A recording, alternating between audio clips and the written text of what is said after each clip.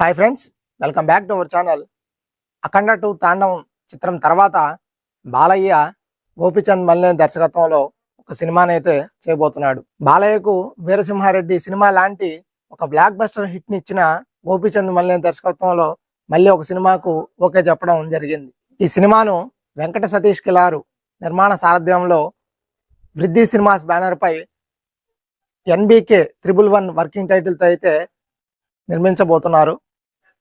అయితే ఈ సినిమాకు మొదటగా బడ్జెట్ను 170 కోట్లు అని నిర్ణయించగా ఆ తరువాత OTT ప్లాట్ఫామ్స్ మ్యాసివ్ అమౌంట్ని బేర్ చేయలేకపోవడంతో, అలాగే ప్రీ రిలీజ్ బిజినెస్ అమౌంట్ యొక్క స్ట్రగ్లింగ్ అఖండ 2 తాండవంతో చూడటంతో మేకర్స్ అయితే ఒక అడుగు వెనక్కి అయితే వేయడం జరిగింది.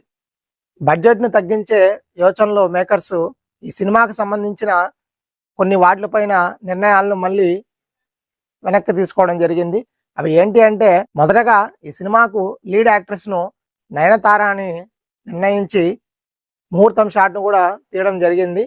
అయితే నయనతారకు 11 కోట్ల రెమ్యునరేషన్ ఇవ్వాల్సి ఉండగా ఇప్పుడు బడ్జెట్లో మార్పులు జరగగా నయనతారను ఈ సినిమాలోంచి పక్కన పెట్టినట్లయితే తెలుస్తుంది. మరి ఇంకొక కొత్త లీడ్ యాక్ట్రెస్ను నిర్ణయించే పనిలో అయితే మేకర్స్ నిమగ్నం అయిపోయారు. అలాగే స్క్రిప్ట్లో కూడా మార్పులు అయితే చేయదలిచారు. మొదటగా ఈ సినిమాను హిస్టారికల్ బ్యాక్డ్రాప్లో తీయాల్సి ఉండగా దీనిలో బాలయ్య డ్యూయల్ రోల్లో కనిపిస్తున్నాడని, దీనికి సంబంధించిన గ్లిమ్స్ NBK 111 వర్కింగ్ టైటిల్తో అయితే రిలీజ్ చేయడం జరిగింది. అయితే ఇప్పుడు మళ్ళీ ఈ స్క్రిప్ట్ పరంగా ఎక్కువ బడ్జెట్ అవుతుండడంతో దాన్ని పక్కన పెట్టి మళ్ళీ ఇంకొక కొత్త స్క్రిప్ట్ని అయితే రెడీ చేసినట్లు తెలుస్తుంది.